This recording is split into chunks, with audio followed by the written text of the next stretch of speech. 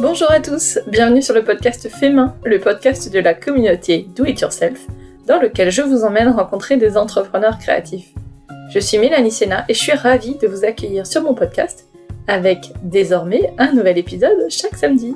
Qu'ils créent avec du tissu, des pinceaux, du papier, de la laine, de la terre, des crayons, ces entrepreneurs créatifs partagent avec nous leur parcours, leur quotidien, leurs doutes, leurs succès et leurs projets.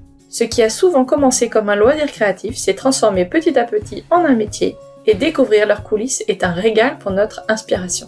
Aujourd'hui, c'est une invitation au voyage et au dépaysement qu'on vous propose avec Audrey, qui a créé Boho & Wood Macramé. Notre rencontre s'est faite grâce à Sandra, l'organisatrice des salons de loisirs créatifs 1001 idées, et qui a coproduit également le salon Creativa Rouen.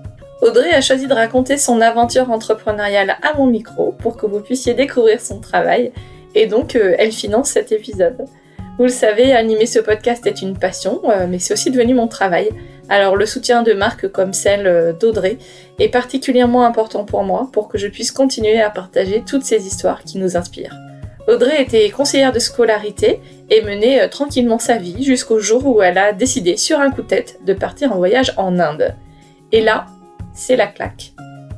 Elle nous raconte donc ce qu'elle y a découvert, et notamment le micro-macramé. Aujourd'hui, sa vie tourne autour de ses fils de couleurs et de ses pierres qu'elle transforme en bijoux.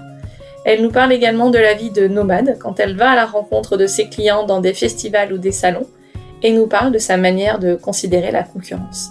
J'ai beaucoup aimé cette conversation et j'espère que vous aussi. Bonne écoute! Bonjour Audrey, je suis ravie de t'accueillir dans le podcast Fait Main, bienvenue. Bonjour Mélanie, merci. Alors, ensemble on va parler de macramé et plus précisément de micro-macramé.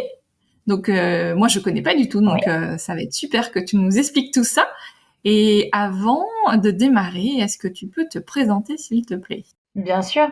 Donc moi je m'appelle Audrey, je suis la créatrice de Boho & Wood Macramé, donc une entreprise autour d'un loisir créatif, donc le micro macramé, que j'ai lancé maintenant en 2021 et dans laquelle je travaille à temps plein depuis 1 an.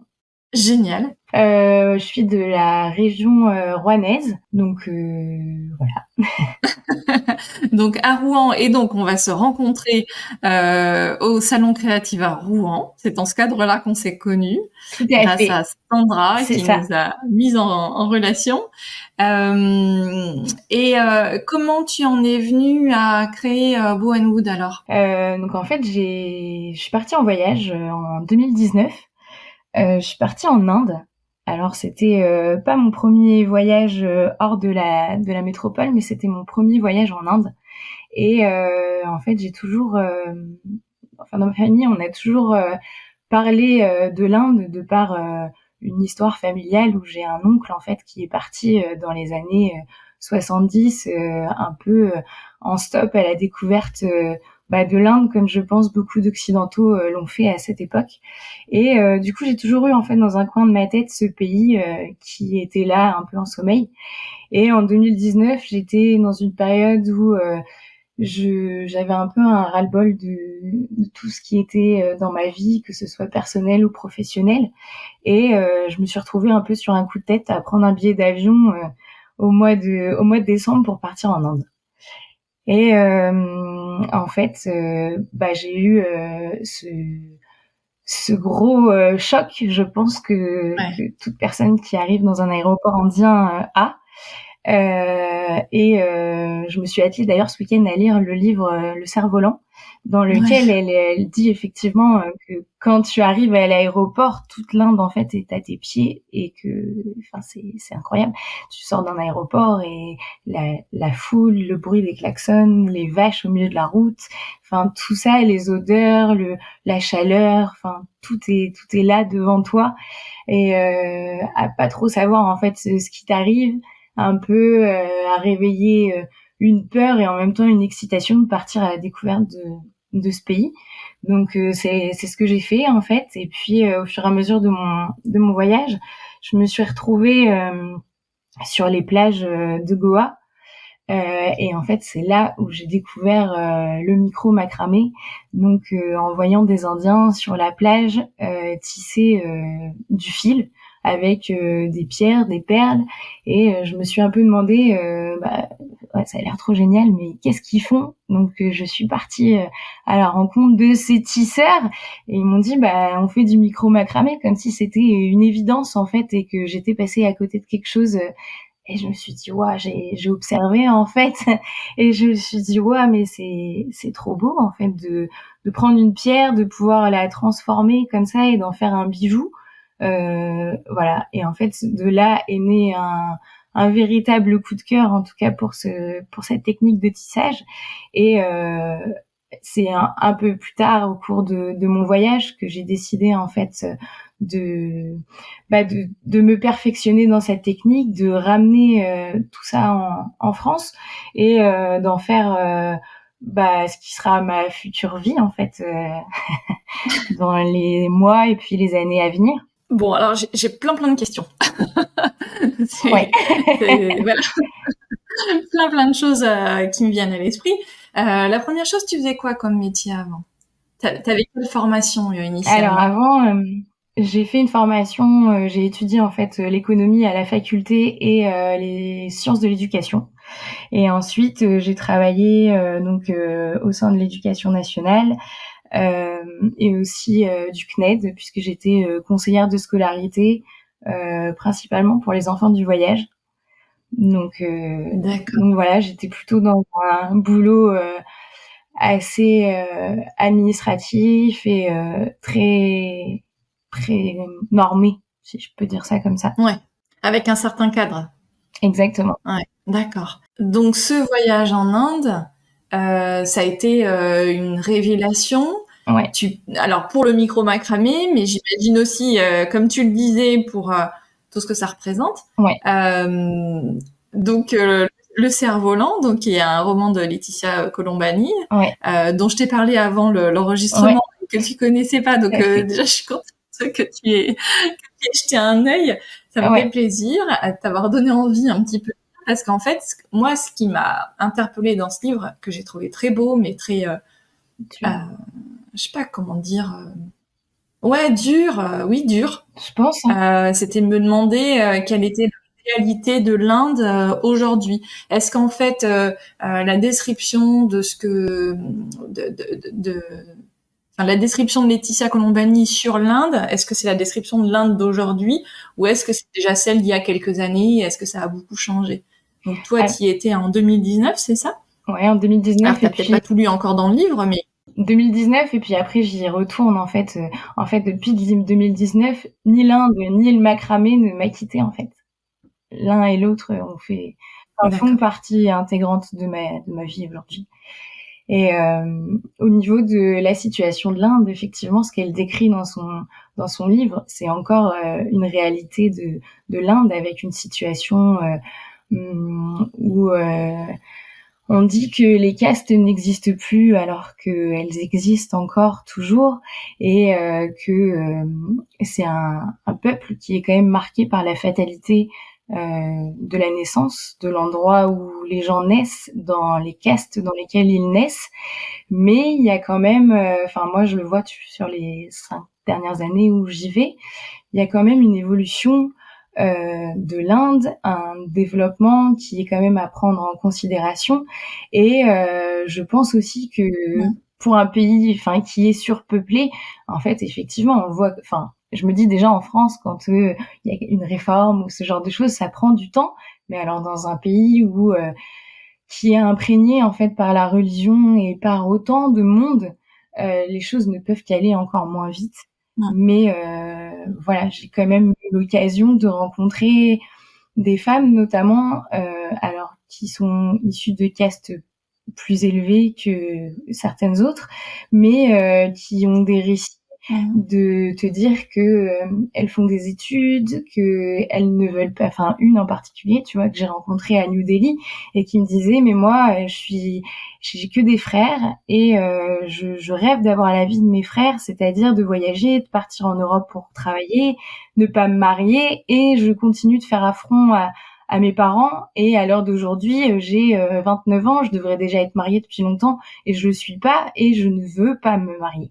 Et en fait, je trouve ça quand même intéressant de pouvoir avoir ce ce genre de conversation avec des femmes relativement jeunes et où ça donne quand même un peu de voilà d'espoir sur l'avancement de ce pays. Alors attention, je le dis avec c'est juste mon ressenti parce que je pense que voilà tous les problèmes sociaux, écologiques, etc., qui sont économiques aussi en Inde, sont beaucoup plus vastes que, que ce que je peux raconter. Mais en tout cas, voilà, moi de mon ressenti, oui, l'Inde est pauvre, enfin sur un certain point, mais elle est aussi pleine de richesses et elle se développe et voilà. Et en tout cas, moi, d'un point de vue personnel, ce que ça m'a fait, en tout cas, c'est que, enfin, j'ai pris une claque de me dire que, en fait, voyageant dans ce pays et en revenant en France, je me suis sentie me dire qu'en fait, tout est possible.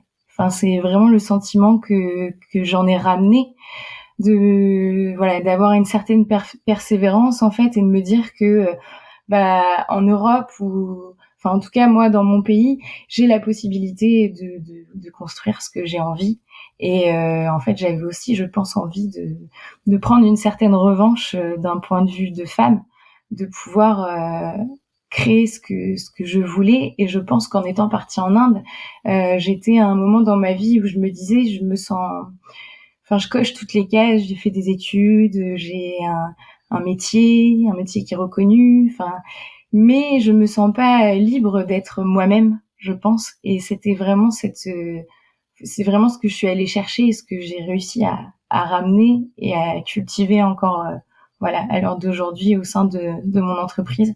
Ouais, c'est hyper chouette parce que donc pour celles qui connaissent pas, enfin pour celles et ceux des auditeurs et des auditrices qui ne connaissent pas le livre, alors je vais pas tout vous raconter. En plus, je suis assez mauvaise pour faire des chroniques de livres.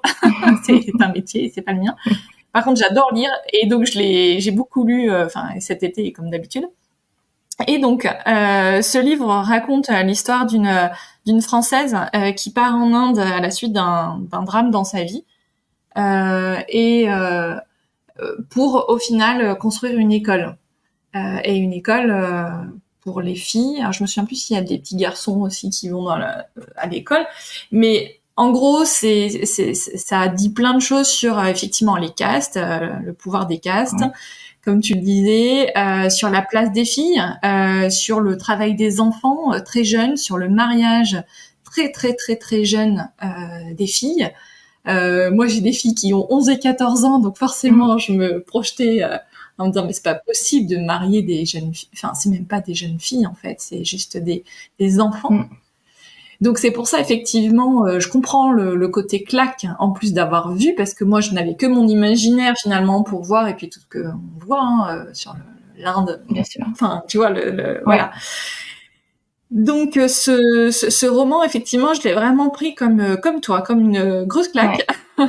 Donc c'est intéressant d'avoir ton retour et je suis contente de voir que les choses semblent s'améliorer. C'est certain qu'il faudra encore du temps. Bien sûr. Mais voilà, c'est vraiment un beau livre. Hein, donc n'hésitez pas à les lire, hein, même si effectivement c'est un sujet un peu dur. Ouais, c'est vraiment un très beau livre. Mais en tout cas, donc toi, ça a été le terreau finalement de cette révélation. Ouais. Ça me fait penser un petit peu, c'est la force des voyages, c'est de voir aussi autre chose. Ouais. Moi, je suis allée au Burkina Faso il y a un peu plus une vingtaine d'années quasiment. Okay. Et pareil, j'en suis revenue. Alors, j'y suis restée qu'une semaine. C'était à l'occasion du mariage de ma grande sœur. Sur place avec un Burkinabé, donc vraiment c'était très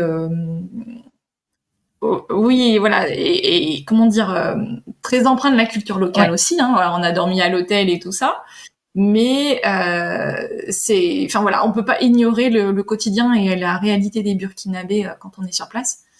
Et en plus, par contre, là pour le coup, je pense que la situation s'est dégradée au niveau économique. Je sais pas parce que la situation était déjà très difficile, mais en tout cas au niveau de la sécurité. Et tu reviens pas indemne de ce genre de voyage. Non, c'est sûr. Donc je peux pas comparer avec l'Inde parce que j'y suis jamais allée, mais c'est vrai que tu te prends quand même un petit coup derrière la tête en disant ah ouais, Bien sûr. en fait, je vais arrêter de me plaindre de ma vie privilégiée quand il y a ci ou ça qui va pas, etc. Ça remet toujours les choses un petit peu en perspective. Bien sûr. Ouais, et puis, tu vois, moi, je suis partie sur des périodes de 3 mois, 6 mois. Ah oui. Et c'est vrai que quand tu reviens, en fait, je me sentais étrangère dans mon propre pays, en fait, et je me sentais... J'étais très heureuse de rentrer, de retrouver mes proches, mes amis, la nourriture, enfin plein de choses. Mais j'avais toujours ce sentiment de me dire, je me sens en décalage, en fait, avec ce que j'ai vécu et ce qui se passe aussi à l'autre bout du monde. Mais en tout cas, enfin, j'ai vraiment voulu et j'ai pris en fait de ça, de cette expérience, le côté, enfin, j'ai un peu occulté le côté fataliste en me disant que oui, enfin, je veux dire, c'est aussi des choses qui existent en Europe, enfin, voilà, qu'il y a des inégalités, ce genre de choses, et qu'on ne peut pas, en tant qu'être humain tout seul, enfin, on peut pas résoudre tous les problèmes de la planète, même en allant, enfin voilà, et que je pouvais pas porter ce fardeau en fait de ce que j'avais vu, de ce que j'avais vécu, que je devais au contraire en fait en faire une force et le repartager d'une certaine manière en fait, d'où ensuite la création de cette entreprise. Donc autour du micro macramé, pour revenir à ça, qui est une technique de tissage. Donc qui, si on reprend l'histoire, qui remonte à la Chine, à la Mésopotamie, aux pays arabes, à la Turquie, ensuite au Pérou et puis à l'Inde, parce que elle a été initiée par le macramé qu'on a connu un peu dans les années 70 en Europe. Et en fait, pendant toute cette période hippie, cette technique de tissage a été aussi transportée en Inde, et en fait maintenant elle est adaptée à du fil de diamètre beaucoup plus petit, qui permet en fait de réaliser des bijoux principalement avec ce fil et ces pierres et ces perles. La différence, c'est ça, entre le macramé et le micro-macramé, c'est la taille du fil, le diamètre du fil. Exactement, le diamètre du fil. Et l'usage. Et l'usage, voilà. Tu verras moins de suspension, par exemple, pour les plantes faites en micro-macramé. On utilisera plus donc du fil de coton de plus gros diamètre. Et sur le micro-macramé, on utilise plus du fil de polyester qui est ciré pour avoir une certaine rigidité dans les bijoux et pouvoir leur donner une forme maintenue. D'accord. Donc principalement des bijoux. Toi, tu fais autre chose ou c'est vraiment les bijoux et c'est quelque chose qui te plaisait, l'univers des bijoux? Ouais. Alors effectivement, principalement des bijoux. Moi, j'ai toujours adoré, justement au cours de mes voyages, ramener des bijoux et m'intéresser aux bijoux locaux. Je trouve que voilà, pareil, le bijou a une histoire incroyable et qu'on retrouve dans plein de civilisations, dans plein de cultures. Et ah ouais, moi j'adore, tous mes souvenirs de voyage sont des bijoux. Et depuis toute petite, c'est trop chouette de pouvoir dénicher tous ces trésors aux quatre coins de la terre. Et et depuis toute petite, j'aimais beaucoup les pierres. Alors comme beaucoup d'enfants, je le remarque maintenant pendant des expositions ou des salons, beaucoup d'enfants sont attirés par les minéraux et en collectionnent. Voilà, je faisais partie de ces enfants et donc en fait, ça m'a permis de retrouver un peu ce côté de l'enfance que j'avais laissé en sommeil aussi à l'intérieur de moi, et de pouvoir retrouver cet univers qui me plaît. Ouais, c'est chouette. Et alors donc tout de suite en rentrant, tu t'es lancé dans la création de ton entreprise, parce que il y a quand même un fossé entre ça me plaît de faire du micro macramé et je vais créer mes propres bijoux pour moi, pour mes amis, etc. Et je vais en faire une activité professionnelle. Exactement. Du coup, je suis rentrée avec toutes mes pierres, mes perles, mes fils, pleines de grandes ambitions, à me dire ok, maintenant je veux et je vais apprendre le micro-macramé et je veux en faire quelque chose.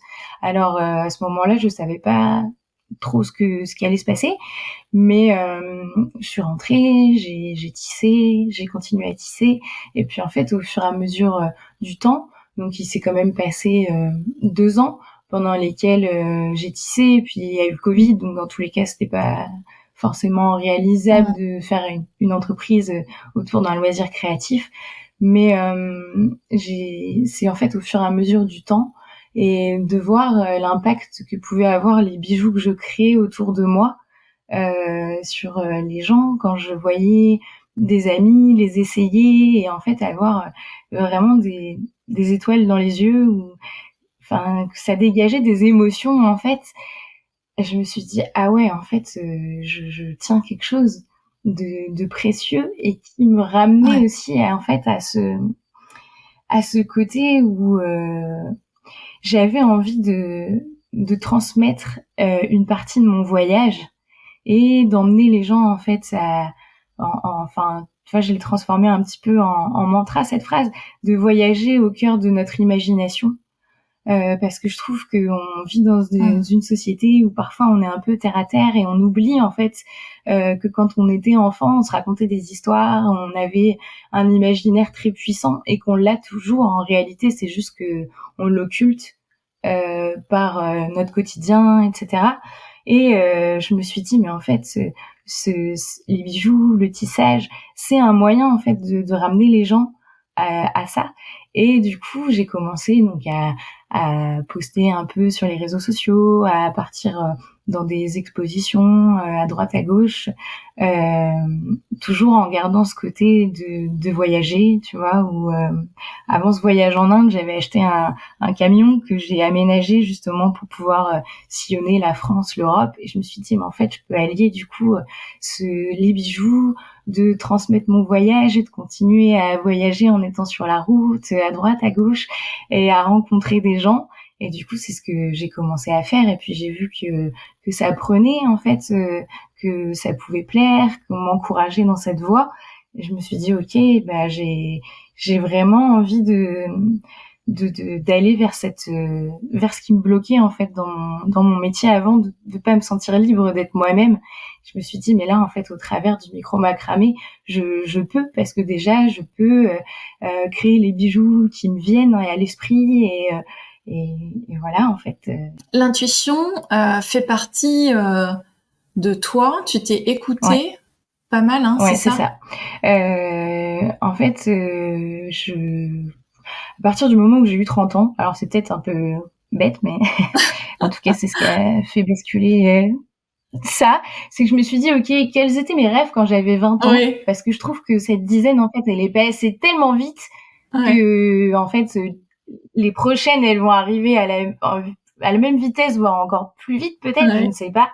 Je me suis dit ok, quels étaient mes rêves, et en fait je suis revenue à ça, à mes rêves, et du coup je me suis dit mais si j'attends de pouvoir les réaliser ou les suivre, si j'attends, le temps passe et il va rien se passer. Et du coup, j'ai sauté un peu comme ça vers mes rêves de manière intuitive, en écoutant juste ce qui me faisait vibrer en fait au moment où je pouvais évoquer une idée ou une envie, et où en fait depuis ça, je suis beaucoup mon instinct. Alors parfois je me retrouve dans des situations où je me dis mais mon Dieu, pourquoi je fais ça, je sors de ma zone de confort, et ça me fait peur.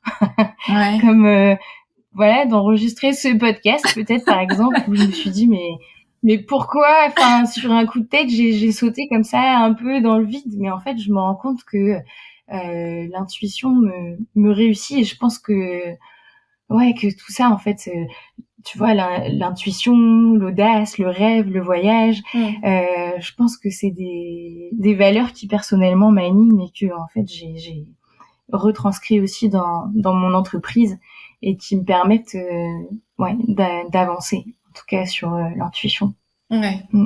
Mais tu sais, je trouve que c'est beau de faire ça à 30 ans. Parce que moi, j'ai eu à peu près la même réflexion, mais c'était à 40. 40. Bah ouais, mais je pense qu'on a tous un déclic. Oui, c'est vrai. de se dire, tu vois, des fois, il y a des gens, tu t'entends dire, ah, c'est la crise de la C'est ce cinquantaine. que j'allais dire. Mais Je voilà, pense c'est pas qu'en une fait, crise, on a quoi. tous un déclic. Ouais, ouais.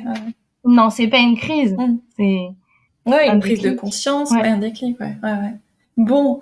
Et alors, euh, moi, je suis toujours surprise de voir le nombre de créateurs de bijoux sur, bon, évidemment dans les magasins, mais aussi, tu vois, sur les marchés de créateurs, par exemple, ou les marchés tout court.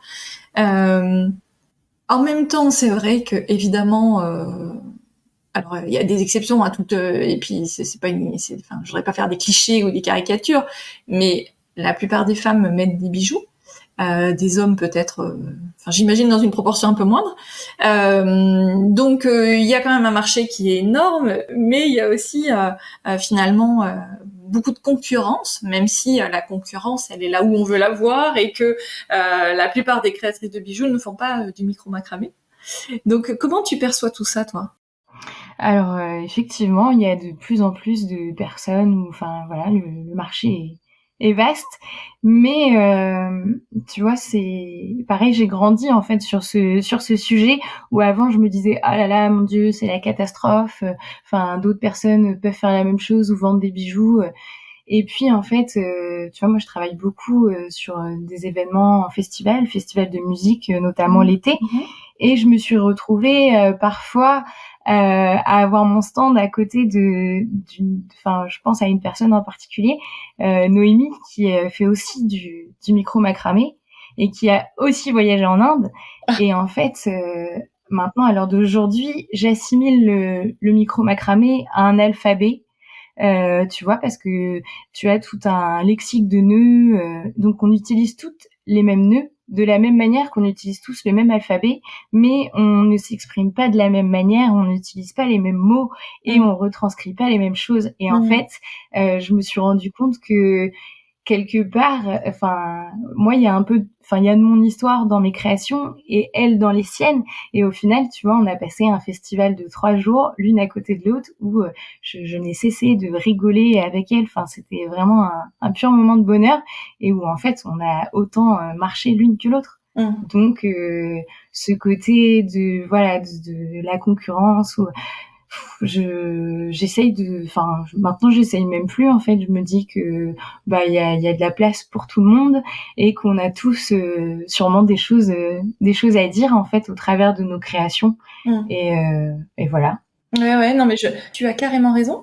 Mais il y a toujours, enfin, si je fais parallèle avec moi et mon activité autour de l'entrepreneuriat créatif, du marketing, Ouais. je me dis, c'est pareil, il y a quand même une foultitude de gens qui font ça.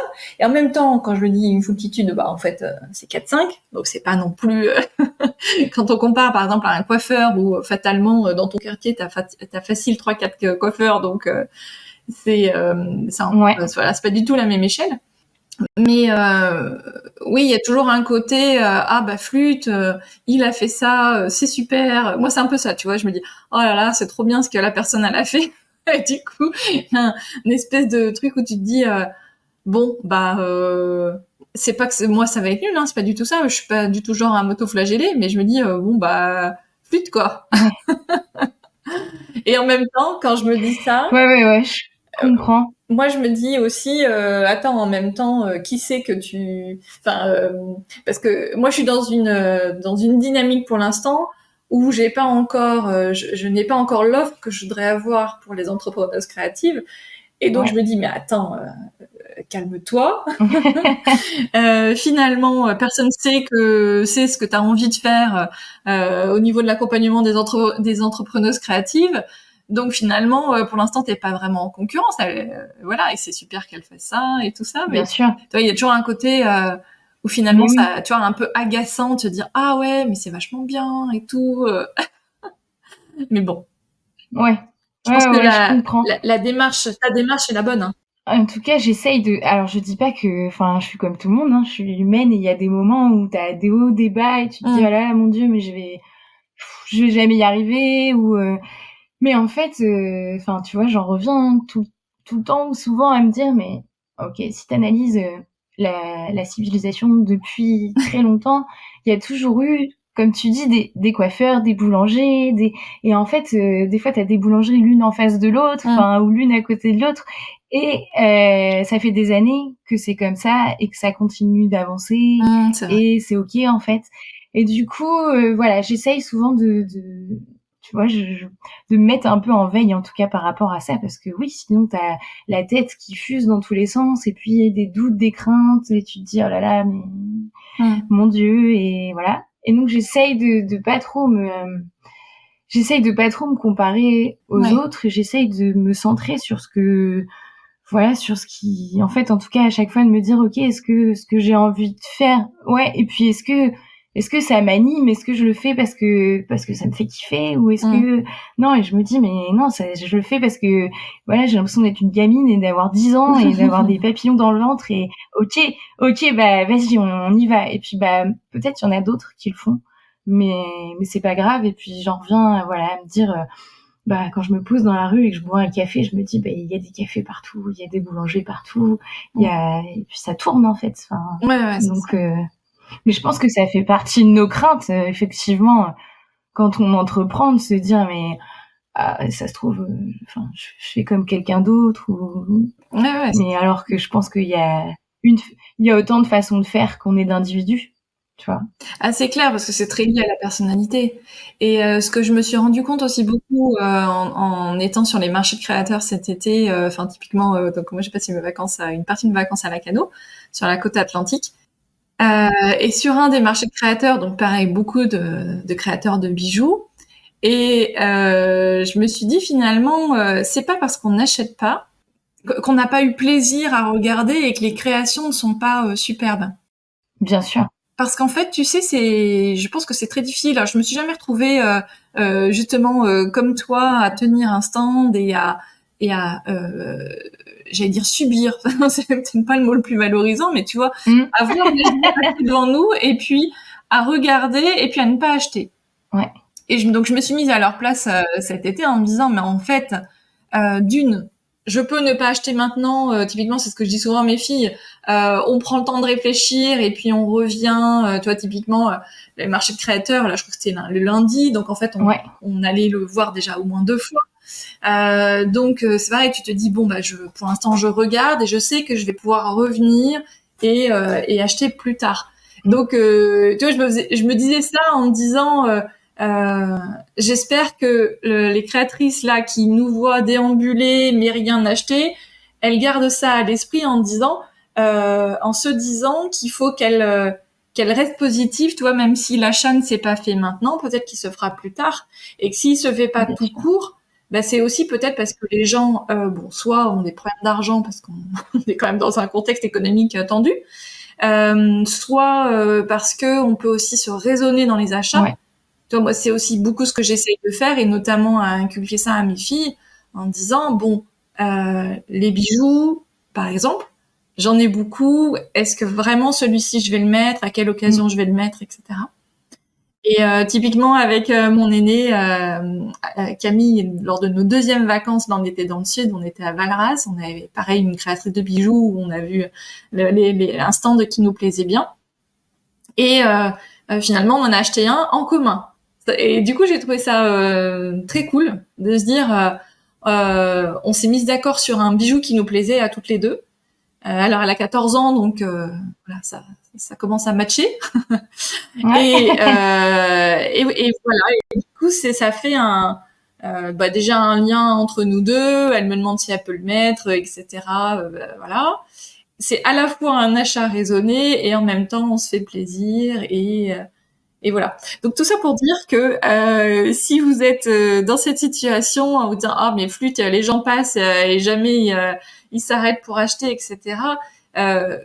J'ai le sentiment que il y a plein de choses qui peuvent expliquer qu'on n'achète pas ou qu'on n'achète pas maintenant. Bien sûr.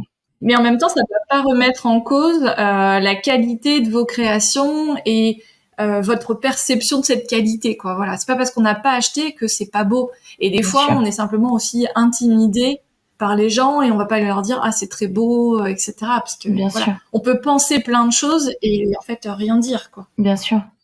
Ouais, et puis tu vois,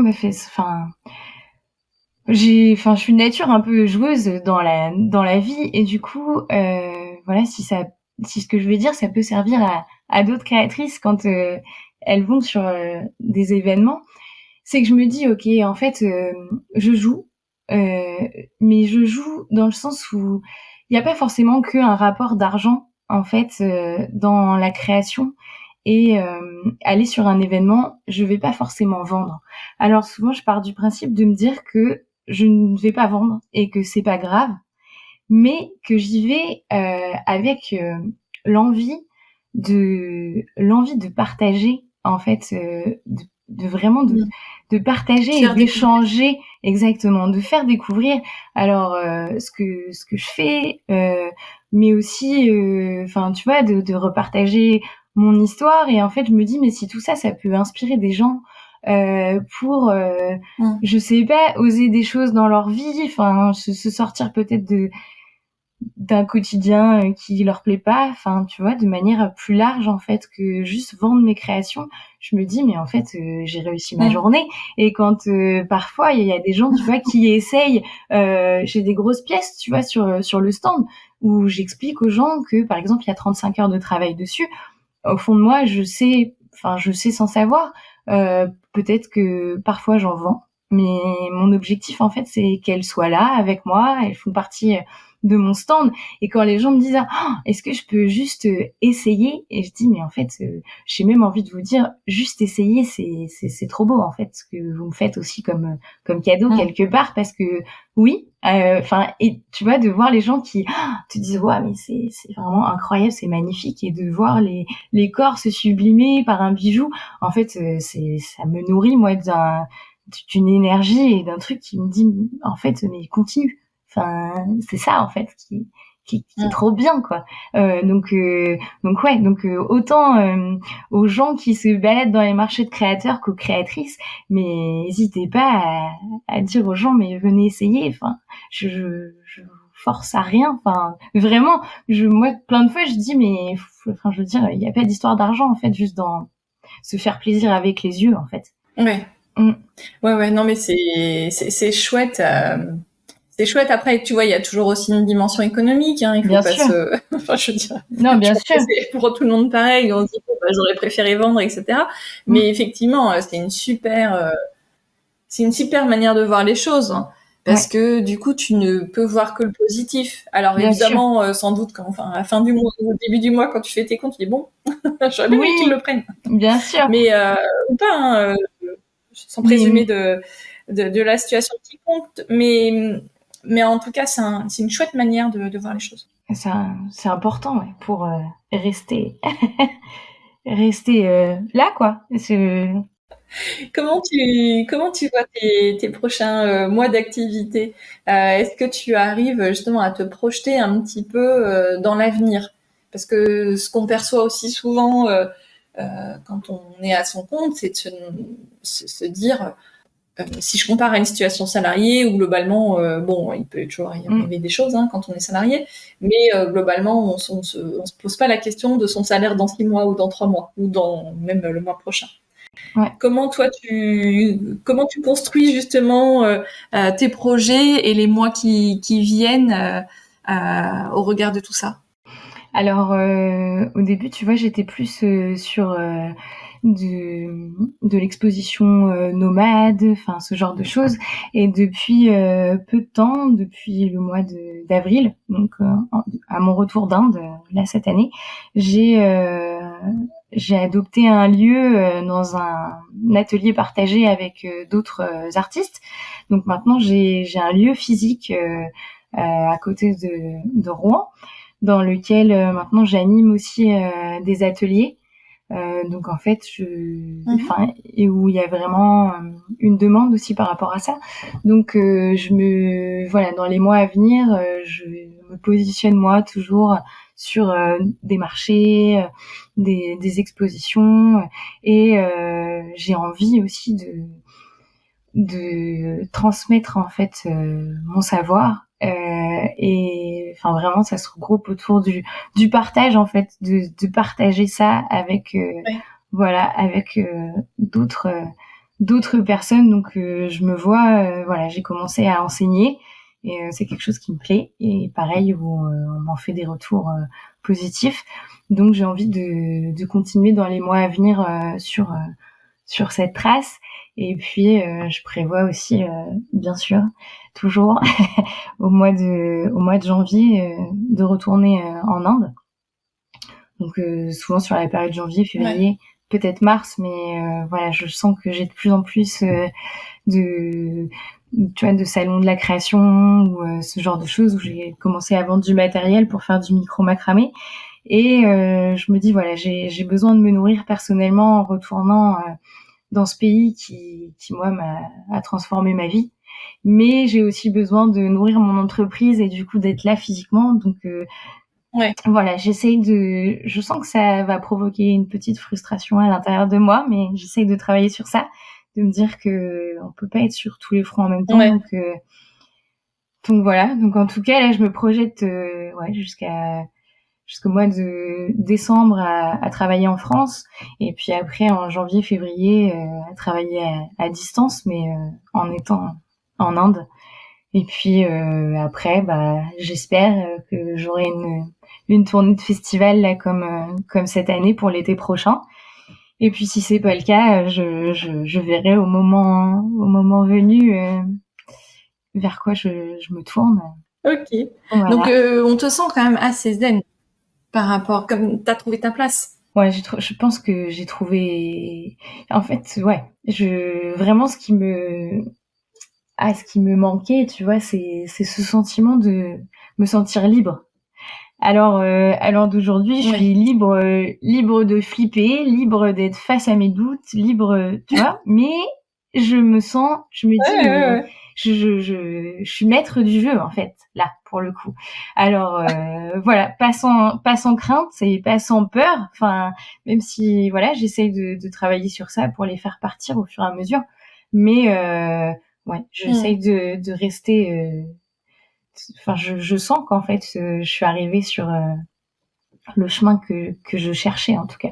Oui, et qu'il te fallait en ce moment. Ouais. Et c'est marrant ce que tu dis, parce que ça résonne complètement avec moi, ce que je vis aussi en ce moment. C'est vrai. Ce matin, j'ai écrit un message à un ancien collègue en lui prenant des nouvelles, tu vois, et puis il est dans la même situation que moi en freelance, dans un autre domaine d'activité, rien à voir, et je lui dis, c'est quand même chouette d'être maître de son destin. Bien sûr. Donc tu vois, c'est exactement pareil, de te dire que voilà, c'est toi qui es aux commandes en fait. Donc oui, il y a un côté des fois un peu vertigineux en te disant bon, il faut pas se louper parce que du coup, c'est ça. Voilà, c'est moi qui ramène l'argent. Mais voilà, parce que je voudrais pas paraître très vénale et tout ça, mais à un moment donné, c'est quand même bien sûr. Il faut bien vivre. On a besoin de payer notre logement, notre nourriture et tout ça. Mais voilà, maître de son destin, j'aime bien l'idée quand même de se dire, il y a tellement de personnes qui sont pas bien dans leur boulot, à un instant T ou de manière un peu plus pérenne, et pour plein de raisons. Et c'est vrai que moi je me suis dit en fait, tu vois, je te demandais par exemple avec le podcast et tout, il y a plein de personnes qui me disent mais c'est chouette, ça m'a donné plein d'envie, etc. Et je trouve ça super cool, quoi, de se dire qu'en fait voilà, on est finalement, c'est à portée de main, quoi. Bien sûr. On peut décider. Alors c'est beaucoup de travail, tout ça, mais on peut être acteur de notre activité professionnelle aussi. C'est chouette. Bien sûr. Ouais, et puis de plus en plus, tu vois, je pense que, on a aussi grandi dans une société où on se pose pas forcément la question, tu vois, on va à l'école, on fait des études, on a un boulot, et puis c'est comme ça, en fait, mais de plus en plus, on en vient, voilà, à parler du bien-être, du mieux-être, de développement personnel, tu vois, bien sûr, et où en fait, il y a à l'heure d'aujourd'hui, je pense qu'il y a quand même plein de choses qui sont, comme tu dis, à notre portée et qui nous permettent, soit de se lancer dans autre chose, soit de combiner plusieurs choses pour se sentir bien, quoi. Ouais. C'est tout ce que je vous souhaite et c'est tout ce qu'on vous souhaite à vous tous qui nous écoutez aujourd'hui, c'est de trouver aussi votre voie, votre place. Tout à fait. Super. Eh ben écoute, génial. Merci beaucoup Audrey pour ce voyage. On était en Inde aujourd'hui. c'était beau. C'est chouette. Voilà, avec toutes les difficultés du pays, mais en tout cas, voilà, ce goût du voyage et de la richesse, de l'ouverture aussi des autres sur les autres, sur le monde. Tout à fait. C'est super. Merci beaucoup, Merci Mélanie. beaucoup. Merci. On te retrouve évidemment sur Insta, sur ton site internet. Je mettrai les liens vers tout ça. Ça marche. Super. Merci. Merci beaucoup, Audrey. T'en prie. À bientôt. Me revoici. Allez vite découvrir le travail d'Audrey sur son compte Boho & Wood Macramé, sur bohoandwood.com ou sur Instagram. Et je vous invite vraiment à lire le livre Le Cerf-Volant de Laetitia Colombani, publié chez Grasset en 2021 et également dispo en livre de poche. J'espère que vous viendrez me dire ce que vous en avez pensé si vous le lisez. Et si vous aussi, vous souhaitez raconter votre histoire à mon micro et participer au développement du podcast, je vous accueillerai avec grand plaisir. Ces 4 dernières années, je dois vous avouer que j'ai souvent été sollicitée par des marques plus ou moins importantes, mais rares sont celles qui ont accepté de rémunérer cette communication, comme elles le feraient pourtant pour une publicité sur Insta ou pour envoyer des emails. Bon, c'est le jeu, je l'accepte, mais n'oublions jamais que la création de contenu n'est pas gratuite. Le temps est, je crois, ce que nous avons de plus précieux avec la santé. Et si vous, en tant qu'auditeur, vous souhaitez soutenir mon travail, je vous invite à vous rendre sur mon site podcastfemain.fr. Vous pourrez faire 2 choses. Vous trouverez le lien vers Tipeee, donc qui est la plateforme de financement participatif que j'utilise pour justement, vous pourrez me soutenir avec un don de quelques euros. Et vous pourrez également vous inscrire à ma newsletter pour être tenu au courant des nouveaux épisodes. N'oubliez pas également de vous abonner sur la plateforme de podcast que vous êtes en train d'utiliser. C'est évidemment complètement gratuit. Et moi, ça me donne un bon coup de pouce pour que d'autres créatifs découvrent mon podcast. Merci d'être là et à très vite pour le prochain épisode. Et surtout, n'oubliez pas de toujours prendre un moment dans votre quotidien pour créer. À bientôt!